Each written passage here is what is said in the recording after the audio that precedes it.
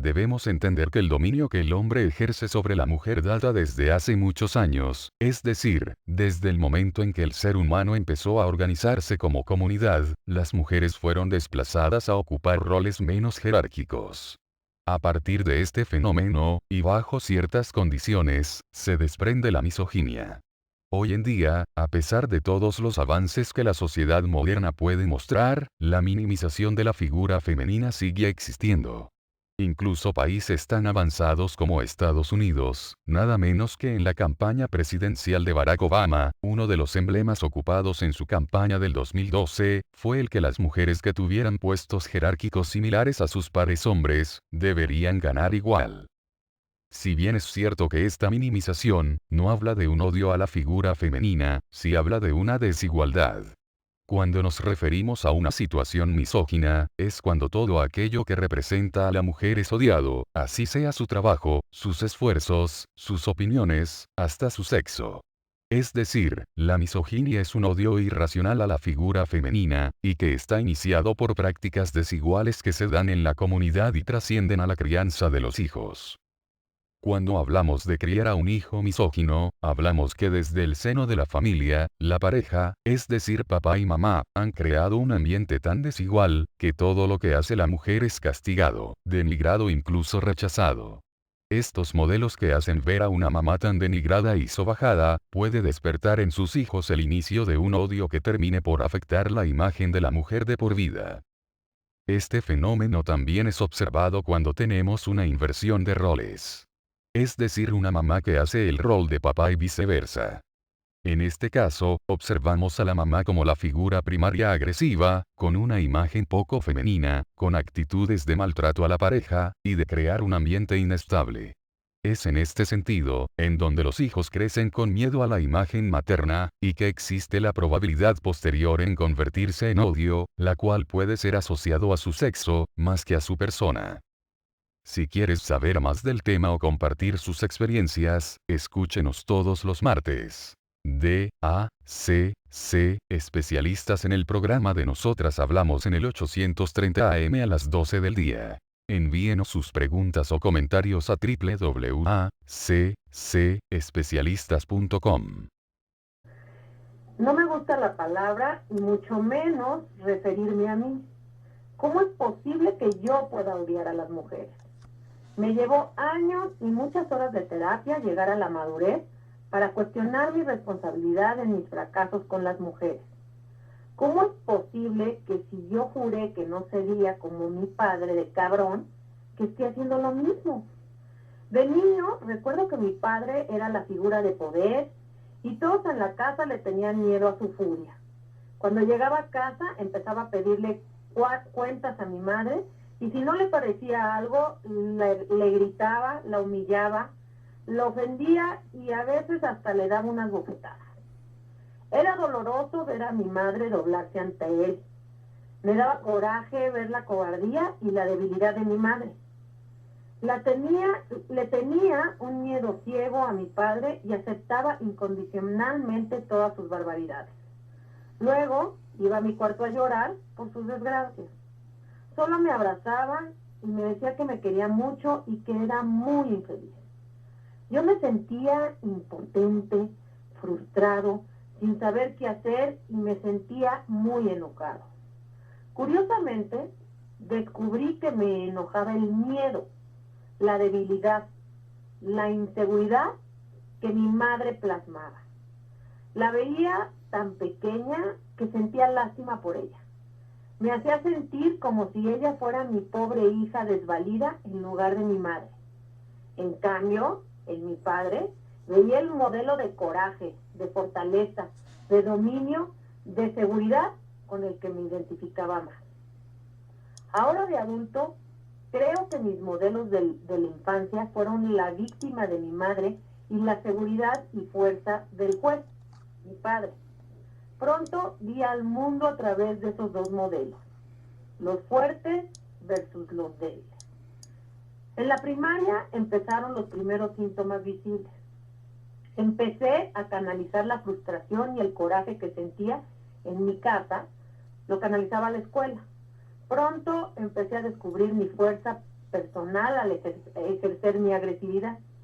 Era como un volcán a punto de hacer erupción y ante la menor provocación explotaba y derramaba ira en golpes, patadas, gritos al que osara provocarme. Mis compañeros sentían miedo ante mi furia y ese miedo en ellos me invitó a convertirme en su verdugo. Al descubrir ese volcán de furia me sentía fuerte y seguro. Ahora yo era el que provocaba, humillaba y golpeaba a niños y niñas por igual. Entre más miedo me tenían, más saña despertaban en mí. Me volví líder y poderoso. Pronto muchos se acercaron a mí y formamos una pandilla y nosotros éramos la ley del lugar. Me volví el centro de atención y gozaba de respeto por parte de grandes y chicos. La seguridad y poder que sentían era como una droga. Tan pronto pude, fui alejándome de mis padres y haciendo mi propia vida. Pero me fui lejos a estudiar en la universidad con una beca, y era simpático, encantador con las muchachas, y firme, y muy violento cuando algo se salía del control.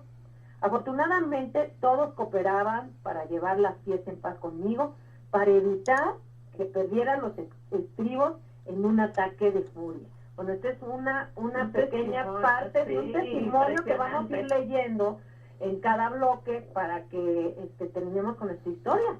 Pero sí, ¿qué pasa? O sea, a ver, Alma Hernández, como todos los martes de Haces Especialistas, y está Jorge Luis, el maestro Jorge Luis González también en la línea. A ver, oigan, díganme por favor, ¿acaso nosotras somos los culpables de estos engendros? Así es, ¿cómo están? Buenos días. Muy buenos días, muchas gracias por la invitación. Aquí estamos de nuevo. Y pues sí, hoy queremos hablar justamente de cómo criar a un hijo misógino. Y esta historia justamente refleja el cómo nosotras como madres, con el modelo que venimos llevando de mucho tiempo atrás, porque los misóginos existen de muchísimo tiempo atrás, y tiene mucho que ver con la educación y con las culturas que hemos estado llevando durante miles de años. Poco a poco han ido cambiando estas educaciones, ¿no? Siempre la posición de la mujer ha sido como abajo y la posición del hombre ha sido como arriba. Pero tiene mucho que ver la educación que nosotros damos en casa. Pero no nada más es lo que decimos, es lo que siempre hacemos. Los papás siempre dicen, no, es que yo le digo a mi hijo que tiene que respetar a las mujeres. Sí, pero si tú no te das a respetar en tu casa, si te dejas que te griten, también estás siendo un modelo, ¿no?, de educación y estás enseñándole a tu hijo cómo comportarse. Y aquí está súper claro que él juraba de niño que no iba a hacer lo que su padre es, que jamás iba a tratar porque le parecía muy malo lo que hacía su padre, pero no tuvo otro modelo, otra opción. Sí, no, además el coraje que empieza a sentir o la percepción que tiene de la madre es horrible, porque es una persona débil, una persona totalmente lo opuesto a la percepción que debe ser de una madre. Jorge Luis, ¿cómo estás? Buenos días, buenas tardes. Muy buenas, ¿cómo estamos, Berito, Alma? ¿Cómo estás? Sí, aquí, o sea, sorprendida, mira, con frío, pero sorprendida por esta cuestión que resulta que otra vez hablamos de las mujeres porque tenemos que ver en esta participación nuestra por los misóginos. Fíjate que empiezan hablando con el programa diciendo, bueno, ¿y qué somos nosotras? Yo sigo insistiendo que no es la mujer per se. Déjenme hacer una división importante, porque creo que a veces malinterpretamos las cosas entre lo que es un machista y lo que es un misógino. O sea, los dos son criados por papás, mamá y papá, y la interacción que tienen ellos van a generar que estos fenómenos se den. Pero déjenme hacer la diferencia porque no es lo mismo un machista que un misógino. Un machista es una persona que tiene un rol muy específico y lo tiene como filosofía. Una persona que vea a un machista, a un macho, va a pensar que denigra a la mujer, pero no es porque quiera denigrar a la mujer, es porque quiere él sobresalir, que es diferente. Espero que podamos ahorita, cuando les diga lo que es misoginia, va a tener un claro sentido. Pero hay que entender que hay diferencia, ¿no? Lo que es un machista y un misógino. O sea, el macho quiere ser superior a la mujer. Quiere ser superior y tiene una filosofía muy clara del rol del hombre en una relación. Y el rol del hombre en la relación es superior, es un rol en el cual lleva la batuta de las cosas, en el cual debe de tomar las decisiones, el típico macho. Y es un estereotipo. Ajá. Estereotipo significa que hay una serie de características que las podemos ver en la tele, en la poesía, en la música, en todos lados. Es un estereotipo. El ser misógino es un trastorno de las emociones. Es totalmente diferente. El misógino es el odio a la mujer. Es el odio de cualquier cosa que se pueda, que se acerque al rol de la mujer. Y la diferencia básicamente es que el misógino quiere hacerle daño a la mujer simplemente por ser mujer. Entonces, pues ya estamos perdidos, oye, imagínate entre machos y misóginos. Exacto. Bueno, es que se puede malinterpretar y eso es algo que me gustaría siempre estar enfatizando, porque es muy claro que todos nuestros niños y niñas van a estar desarrollándose y van a mostrar siempre comportamientos de este tipo. Pero no significa que eso va a ser un misógino o un machista, sino tenemos que identificarlos y tenemos que tratarlos como se den. Tú dijiste algo muy claramente en la situación del relato que diste. El relato dice algo que es sumamente importante. Dice, yo ya me sentí con odio. Yo ya me sentí resentido. Yo ya me sentí con un dolor que no pude manejar. Ahí es cuando ya estamos hablando de ser misógino. Cuando ya tenemos esa necesidad de expresión emocional destructiva, es cuando ya estamos teniendo un problema emocional que podríamos catalogarlo como un misógino. Entonces es importante entender que todo el desarrollo de un niño o de una niña va a pasar por procesos emocionales que no tienen, que pueden mostrarse como odio hacia el sexo, en este caso femenino, pero no necesariamente tiene que ser el proceso de que ya está convirtiendo en misógeno, sino el misógeno es el resultado. Y es más, es curioso porque el misógeno va a terminar de consolidarse como misógeno cuando inicie exactamente la adolescencia. No va a ser antes, está en proceso pero generalmente el ser misógeno se va a extrapolizar totalmente como una patología cuando inicien sus primeros contactos sexuales. Uy, ahí es donde entonces se dispara esto de la misoginia. Se dispara. Ahora, y tiene una razón de ser. ¿Por qué creen? ¿Qué es una relación sexual? ¿Cómo? ¿Qué es una relación sexual? Ay, a veces tus preguntas me ponen muy nerviosa. No te preocupes, yo ya tengo mi cuadrito de estrellas aquí, así que tú ya las ganaste todas. Quiero sacar una estrellita, pero entonces te la voy a poner la campana. Espérame, me salvó la campana, no puedo mandar mensajes. Regresamos 26 23 00 55 al 58. Por favor, pongan mucha atención, de verdad que el tema de hoy sí tiene que ver mucho con nuestra cultura. Seguramente muchos hombres que nos están escuchando están identificándose con este relato con el que iniciamos. Y bueno, pues ya saben que están aquí abiertos sus micrófonos y si quieren participar y platicarnos su historia, y además aquí están los especialistas que nos van a sugerir qué hacer. Nosotros regresamos 26 23 00 55 al 58. No. Siempre buscaba conquistar a las mujeres más codiciadas por su seguridad, su fuerza, su valor, su inteligencia y su simpatía. Mi primer amor era una mujer muy parecida a mí en lo determinada, que era para lograr lo que se proponía. En ella veía a un igual y eso me gustaba. Ante los ojos de todos éramos la pareja ideal, los dos unos triunfadores naturales. Los primeros indicios de mi problema con las mujeres fueron mis celos. Muy dentro de mí sentía que estaba en peligro de perder a mi mujer, a mi botín de guerra. Ya la había conquistado, ya era mía, y ahora tenía que cuidar de no perderla. Su autonomía y seguridad, que al principio me habían llamado la atención, ahora me ofendía. Temía que otros hombres me la fueran a quitar. Descubrí que detrás de mi supuesta fuerza y seguridad había un niño abandonado que nunca tuvo una madre y que se sentía muy solo e inseguro. El símbolo En símbolo, esta mujer era el afecto, el cariño, el apoyo y la seguridad que de un niño quedó pendiente. La quería solo para mí. Una parte de mí intuía que para asegurarme que nunca me abandonara, tenía que hacerla dependiente de mí. Inconscientemente sabía que mi madre nunca abandonaría a mi padre por lo débil que se sentía, por lo incapaz que se sentía de poder salir adelante sola. En símbolo, para asegurar mi precioso botín, tenía que cortarle las alas a este hermoso pájaro para evitar que volara de mí. Esta es la relación de un amor enfermo, que busca sostenerse en la dependencia, que tiene la sombra del temor y la inseguridad permanente de una traición, de un abandono. Poco a poco fui destruyendo la seguridad de mi amada mujer con críticas a su hacer y decir, y pronto descubrió al hombre enfurecido que había en mí. El impacto de mi furia la hizo sentir tanto miedo que nunca más volvió a ser la misma. El miedo y la debilidad que encontró en su interior hizo que pronto dejara de creer en sí misma y se derrumbó. Me entregó todo su poder personal para que yo tomara todas las decisiones por ella.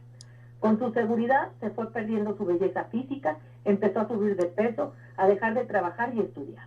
Empezó a enfermarse y a volverse como mi madre. Tenía miedo hasta de llorar delante de mí porque sabía que me enfadaba verla llorar. Vamos a continuar con este relato en el próximo bloque, pero bueno, nosotros continuamos con esta pregunta que me hiciste, que bueno, me sentí como de examen. ¿Qué es una relación sexual? Sí, una relación sexual generalmente es cuando empezamos, nos quitamos, ahora sí que, no la ropa, pero evidentemente puede o si puede o no ser con ropa, ¿no? Pero nos quitamos realmente el hecho de tener este tipo de convencionalismos que tenemos ante la relación, donde en una relación sexual realmente los quitamos a un lado, somos más lo que somos, y en una relación sexual lo que se da es exactamente el estire y el afloje de lo que sería el someter a la relación, el tener una forma muy clara de relacionarse. Es decir, la relación sexual... A través de una relación sexual te puedes dar cuenta de quién ejerce el poder en una relación y quién no. De hecho, es la mejor forma de saberlo. Ah, ok. Es la mejor forma de saberlo porque es tan íntimo el momento que realmente siempre va a existir la situación de, por un lado, permitir hacer y el otro, hacer el acto. Entonces, cuando tenemos una relación sexual, y es por eso que es cuando es en la adolescencia cuando se observan este tipo de situaciones, porque realmente el ser misógino es mantener el control de la situación sobre la mujer y hacerlo lo menos posible.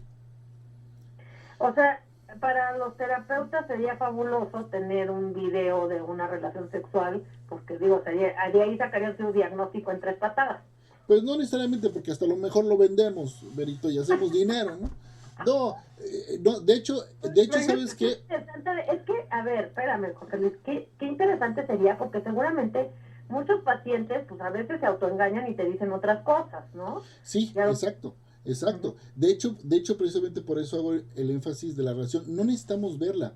Con que simplemente nos reporten cómo es la relación, te das cuenta de cómo se establecen este tipo de comportamientos de control y autocontrol. Que de hecho esa es la forma de diagnosticar el ser misógino. Cómo se deja controlar la mujer y cómo controla el hombre. Y es donde tú puedes pronosticar hasta cierto momento qué tan grave puede ser la relación y qué tan destructiva puede establecerse.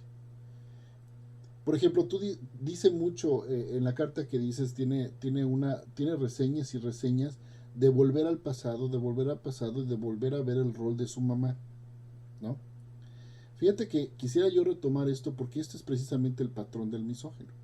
El patrón del misógino es que nosotros tenemos a un papá agresivo, no siempre, pero vamos a tomarlo como el estándar, ¿no? Un papá agresivo, físicamente agresivo, sometedor, controlador, y una mamá que está totalmente abajo, ¿no? Como lo dice él, lo dice perfectamente, ¿no?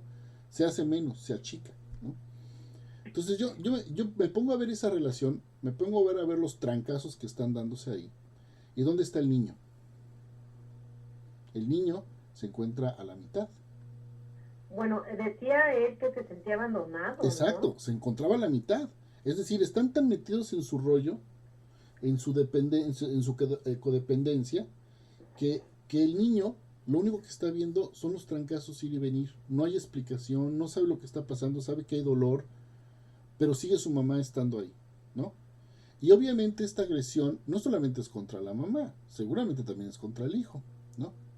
Cuando tú haces un análisis de este maltrato psicológico y físico, de cómo es la relación, y empiezas a indagar en el paciente qué es lo que le está pasando, te vas a dar cuenta de algo que dice muy claramente en tu carta, que dice, a mi mamá le llegué a tener lástima. Ay. Pero fíjate una cosa que es muy importante, ¿verdad? Y aquí es donde se desprende la patología. Si yo tengo una mamá adulta que tiene la capacidad de salirse del maltrato y a un papá adulto que está haciendo el hecho de maltratador, oye, ¿no sería como que muy incongruente no pensar que la mamá me va a rescatar? Porque es la que no está siendo agredida.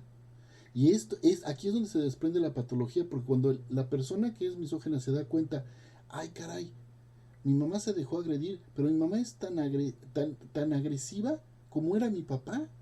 Porque... O sea, y esto de la parte del cariño de la mamá es agresiva, sí, yo me imagino que es como esta agresión y esta violencia también tiene que ver con el estar ausente prácticamente. Sí. Es una mamá ausente. Sí. Pero a ver, ¿y entonces qué pasa con esos lapsos de cariño que la mamá le da? Ese es el problema, ese es el problema de la patología, que es desde el punto de vista de observación de un profesionista es preciosa, porque es cuando te das cuenta perfectamente de la bronca. La bronca es que la mamá realmente no fue ni tonta, ni fue dejada, estaba dentro de la patología, pero muy bien pudo haber agarrado al hijo y correr y alejarse de la agresión. Cuando el paciente se da cuenta que la mamá era capaz de hacer eso y no lo hizo, es cuando viene el odio. No. Es cuando viene el odio. ¿Por qué? Porque era el único adulto que me podía rescatar de la relación. ¿Por qué no lo hizo? ¿Por qué de repente agarra y me dice, te quiero mucho, hijo, pero ni siquiera me pongo de concha para soportar el dolor por ti? No, al contrario, te hago partícipe de mi dolor, como lo dijo muy bien en la carta. Mi mamá me decía cómo se sentía, toda esta presión que sentía, todo este dolor, toda su infelicidad. Oye, si mi mamá, que la veo grandota y que me protege y me cuenta todo esto, oye mamá, ¿por qué no te saliste corriendo conmigo y me salvaste del depredador, que era mi papá? Fíjate, y a pesar de las muestras de cariño que le daba la madre, o sea, el actuar de la madre fue lo que lo llevó a este sentimiento. Es cuando el paciente se da cuenta que no fueron pruebas de amor. Es que es lo que trato de decirte. No fueron pruebas de amor. No fueron pruebas de amor. El hijo se convirtió en la válvula de escape de la mujer. Ay, no. Y es esto lo que muchas veces cuando estamos con papás, los papás no entienden de repente toda esta simbología que está pasando, que cuando uno va creciendo, uno lo va haciendo más consciente. A lo mejor no nos realizamos con peras y manzanitas como ahorita, pero imagínate, la mamá tenía toda la capacidad de rescatar al hijo. No lo hizo, se quedó. A ver, a mí no tengo que ir a mensajes, José Luis, pero a mí me gustaría dejar al público un mensaje importante, que ahorita recapaciten, que ahorita reflexionen esto que estamos diciendo. De verdad, si ustedes están en una situación así, escuchen los efectos que puede tener. O sea, aunque usted sea la más cariñosa con sus hijos, pero si delante de sus hijos usted está demostrando debilidad ante el marido y la está maltratando y está siendo prácticamente ausente como protectora de sus hijos, pues va a pasar lo que va a pasar, la va a alucinar su hijo.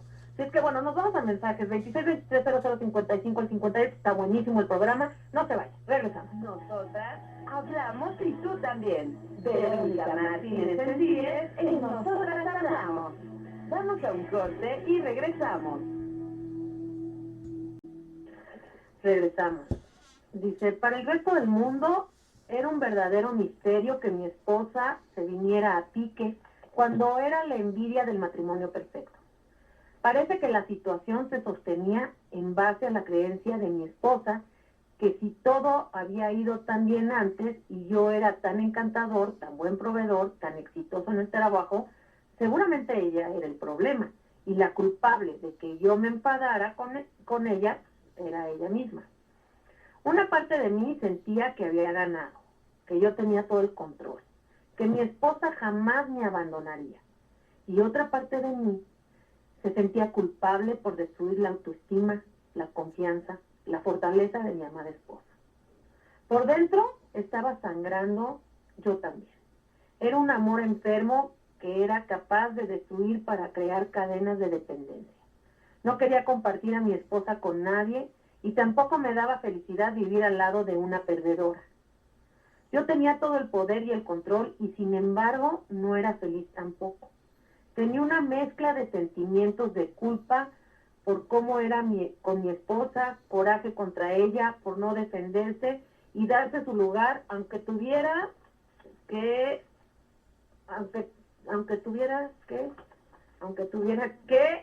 nos va a decir Jorge Luis que sigue, yo creo que aunque tuviera que hacer todo el esfuerzo del mundo.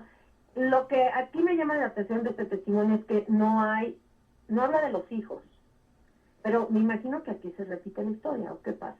Sí, bueno, esta historia es obviamente un hijo que sufrió todo. Un testimonio que se imprimió y que la última hoja yo no la última hoja se quedó en mi auto. Pero bueno, sí, es un testimonio, pero si tú lo ves aquí, él ya tiene muchos años en terapia, o sea, esto, ahorita como nos dice Jorge, no está tan fácil y tan claro verlo desde el principio. Ahorita él ya lo puede ver y puede relatarlo perfectamente cómo él mismo destruyó y el por qué la necesidad de él de destruir la relación con o sea, de quitarle las alas literalmente, ¿no? Y después, ya que se las quitó, la odia porque se las quitó, ¿no? Porque ella no fue capaz, aquí dice, ella no se defendió de mí. Y es lo que estábamos hablando antes del corte, que esa capacidad de defenderte y no hacerlo es lo que se vuelve un sentimiento de odio. En algún momento, cuando yo trabajaba con Jorge hace muchos años, me dio un ejemplo. No, pero yo no soy misógeno. No, pero me diste un ejemplo. Ah, yo pensé que ya me habías dado terapia, Almita. Yo dije, pues, ¿qué pasó? Yo también dije, ¿qué te hizo Jorge? ¿Yo qué hice? No. Me estábamos platicando y entonces él me dio un ejemplo que se me quedó grabado.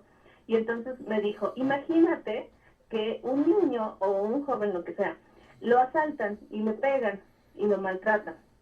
Y entonces va y se acerca al policía y le dice, oye, me está maltratando y me está pegando. Y el policía no hace nada.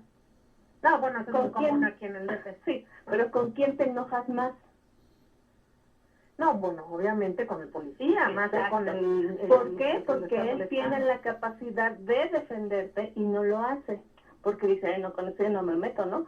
Entonces, ahí es como un ejemplo muy claro de cómo un niño se enoja más con la mamá que con el agresor, ¿no? Porque sí lo maltrató, seguro lo maltrató y le dijo que era un tonto, pero el enojo a lo largo de los años es hacia la madre porque ella tenía la capacidad de defenderlo y no lo hizo. No, y finalmente se ve, como dices, que está en terapia, este testimonio ya tiene varios años en terapia porque se da cuenta además de que su situación, pues que no le gusta su situación, o sea, no le gusta esta parte de ser misógino, se da cuenta que es infeliz. ¿Sabes qué? Yo ahorita con lo que estás contando de la persona que escribió la carta, yo todavía tengo dudas si realmente es un misógeno o si realmente es un chico que sufrió de un maltrato físico, mental, que lo lleva, porque fíjate que la carta todo está en función de liberar a su mujer de él, ¿eh? O sea, allá hay cariño y hay amor que a lo mejor no está establecido de manera apropiada, pero él está buscando, por eso se enoja cuando se da cuenta de que la puede apachurrar, porque quisiera que ella respondiera ante la agresión. Ahí no me queda totalmente claro que fuera un misógeno del 100%, porque el misógeno no le va a interesar. Al misógino realmente desaparece cualquier emoción de afinidad con la mujer. Cualquiera. Es muy patológico. Un misógino es una persona muy patológica. No le importaría ver a su mujer que está debilitada. Al contrario, le da risa, le encanta la idea. Al contrario, lo goza. De hecho, por eso inicié con la situación de la relación sexual. Porque realmente la relación sexual es para pisotearla. Para que ni siquiera lo disfrute. Sino que él sea el dominio completo hasta incluso de la forma de cómo se disfruta la relación sexual. Entonces, el ser misógino, sí, el ser misógino ya es un trastorno de las emociones y de la personalidad muy profundo, es casi una persona que no tiene ningún sentimiento más que el de disfrutar. Por eso no puede ser una persona ya con una esquizofrenia o con con una personalidad de tipo 2 de patológica, porque sí llega a disfrutar el dolor. Es más, si no hay ese disfrute, no le interesaría tener esa relación. Cuando ustedes están hablando de esto, a mí se me hace más bien que es una persona, es un adulto que utilizó a su esposa para poder tener una relación un poco más saludable, pero que no puede con el control de su ira, que eso más bien sería entonces un problema de ira o un problema de carácter, en términos generales. No tan desbordado, ¿no? No tan desbordado.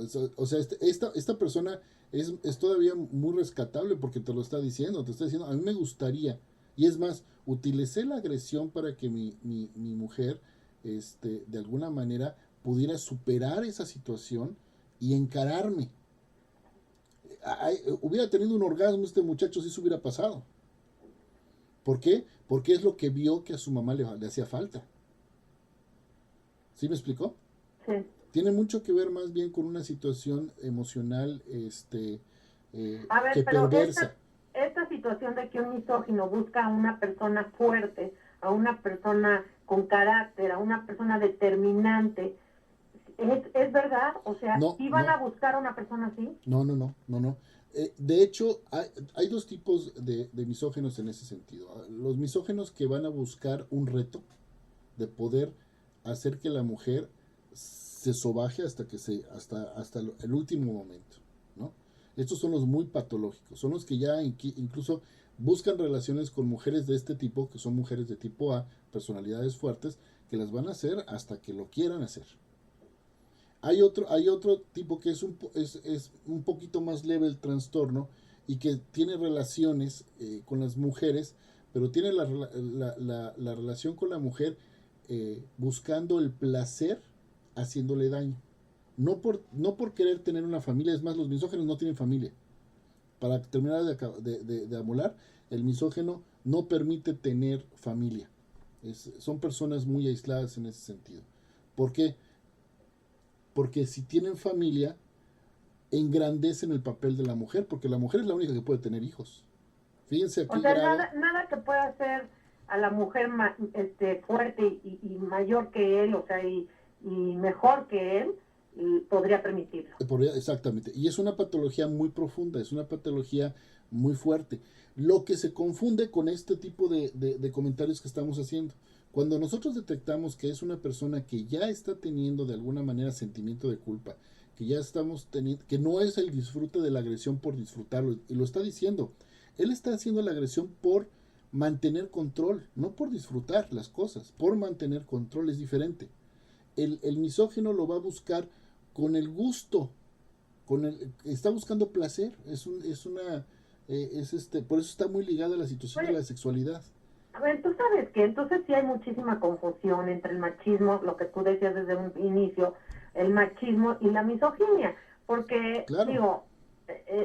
Y hay una línea muy delgada entre lo que es y no es, o sea, sí Exacto. Vemos que en el misógino hay un egoísmo extremo, tipo narcisista, podría decir. Exactamente, muy bien, Vero, muy bien. ¿No? 3 estrellas, Verito, 3 estrellas.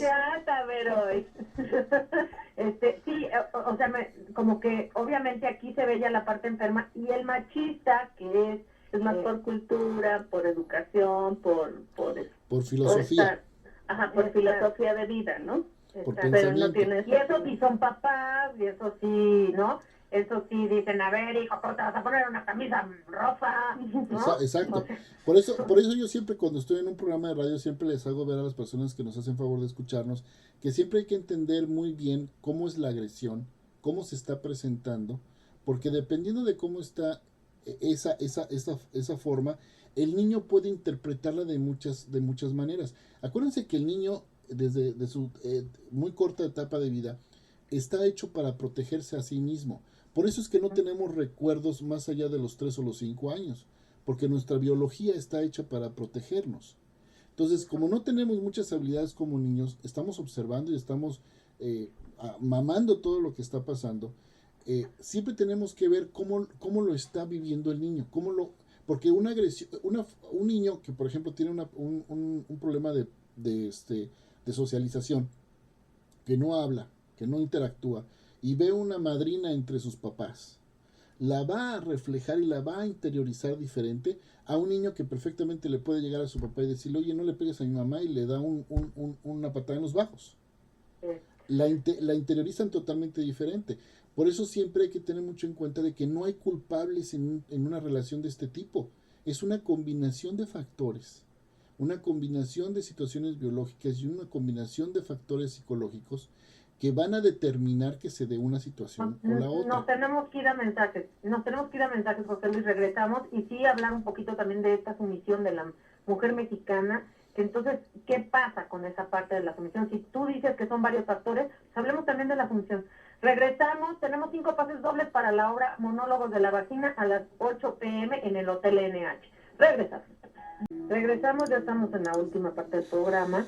Y bueno, me decía mi productora que se quedó a medias ya lo del relato. Y bueno, nada más voy a terminar la última parte, es muy poquito, pero bueno, la voy a terminar para que los que se quedaron picados con este relato, pues sepan en qué terminó. Y bueno, nuevamente dice, una parte de mí sentía que había ganado, que yo tenía todo el control, que mi esposa jamás me abandonaría, y otra parte de mí se sentía culpable por destruir la autoestima, la confianza, la fortaleza de mi amada esposa. Por dentro estaba sangrando yo también. Era un amor enfermo que era capaz de destruir para crear cadenas de dependencia.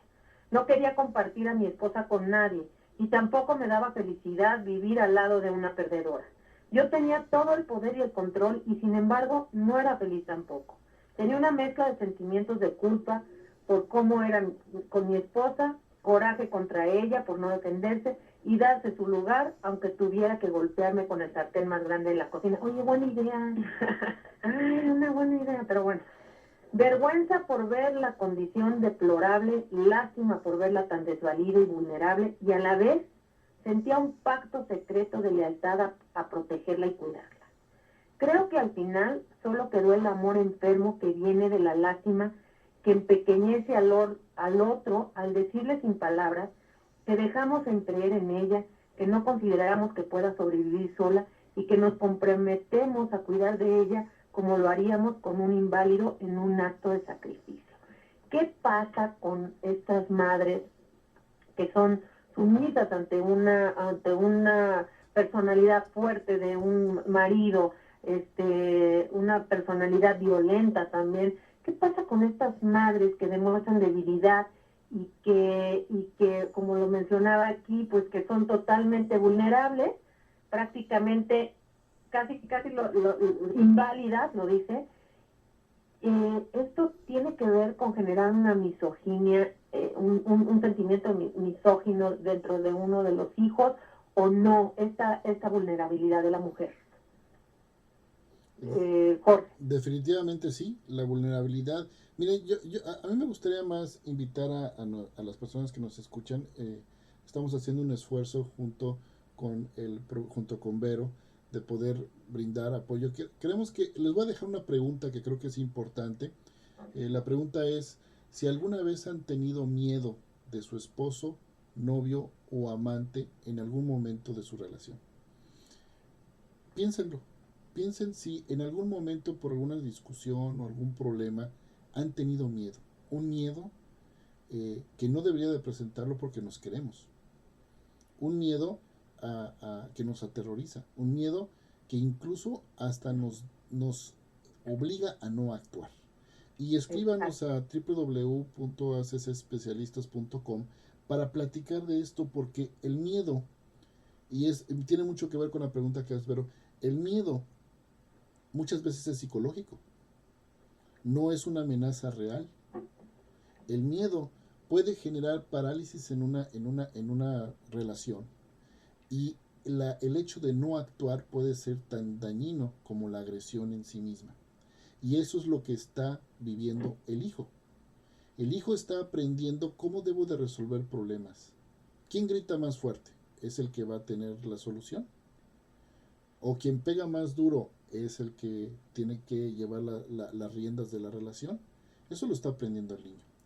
Y el niño vive una dualidad emocional, y esto es muy importante entenderlo, porque dentro de las dualidades emocionales que vivimos, ahí es donde se generan todos nuestros problemas psicológicos. La dualidad emocional es lo que genera nuestro problema psicológico. La dualidad emocional es la siguiente: tengo unos papás que me están protegiendo porque me pegan. Tengo unos papás que dicen que se quieren porque se golpean. Tengo unos papás que dicen que están construyendo un futuro para mí, pero la verdad es que yo cada vez que toco la casa de regresando de la escuela tengo miedo de entrar. Imagínense qué fuertes son todas estas aseveraciones. Y todo esto es porque el niño no se lo está explicando. La dualidad va a venir por falta de conocimiento. Va a venir porque no hay nadie que se acerque a decirle, mira, pues es que está pasando esto. Entonces los temores es una forma de protegerme. El generar los temores es una protección. ¿Por qué? Porque cuando yo tenga miedo no me acerco. Cuando yo tengo miedo me paralizo. Es una forma de protección. Entonces imagínense que la mejor forma que tengo para protegerme es generándome miedo. Es terrible. Es terrible vivir con miedo. Es terrible. Por favor. Sí, por favor, Jorge Luis, nos queda un minuto. Sí, me gustaría que volvieras a hacer la pregunta, que des bien todos los datos, porque seguramente hay gente que lo siente, que lo hemos sentido, y que pues necesitamos una guía. Por favor, necesitamos sugerencias. A ver, dinos. Escríbanos. ¿Usted ha tenido miedo de su esposo, novio o amante en algún momento? Escríbanos, cuéntenos qué pasó para poder orientar. ¿Podría ser al revés? Claro, pero sería otro tema, ¿no? Okay. Porque yo sí creo que no porque la mujer sea víctima, también es víctima el hombre, ¿eh? Okay, igual de víctima puede ser uno que el otro. El único problema es que como el hombre está más protegido por nuestra sociedad, es que observamos más hombres violentados. Pero hay iguales de mujeres violentadas. Y hay igual de mujeres que te pueden destruir a un hombre, no solamente físicamente, sino psicológicamente. O sea, nada más imagínate que esto lo vivo mucho. Imagínate que la mujer venga y le diga al marido, oye, ¿qué? ¿Se te paró? Pues, oye, pues muchacho, ¿qué pasa contigo? Poquito hombre, ¿verdad? Esa cosita ni para qué te la dieron, ¿no? ¿Ya para qué quieres cómo le va a ir a la mujer? Oye, nada más una pregunta, una llamada rápida, dice Rafael Vero, como comentario hace unos días, vi un pleito de una pareja donde el chavo le pega a la chava y yo me metí a defenderla, separándolos y dándole su merecido al tipo, y resulta que la joven me agredió y me dijo que los dejara, que si el joven le pegaba era problema de ella. Por eso entendí que no hay que meterse acá, sí, no hay que meterse. Jorge Luis, nos están despidiendo, por favor, nuevamente, accespecialistas.com, y ahí hay un chat en donde podemos ayudarle cuando usted lo requiera. Perfecto, y nosotros obviamente nos escuchamos y nos vemos mañana, pero con Alma y con Jorge Luis estaremos el próximo martes. Muchísimas gracias a los dos, y gracias a la producción, a los controles, gracias a Grupo Max, un beso, nos despedimos.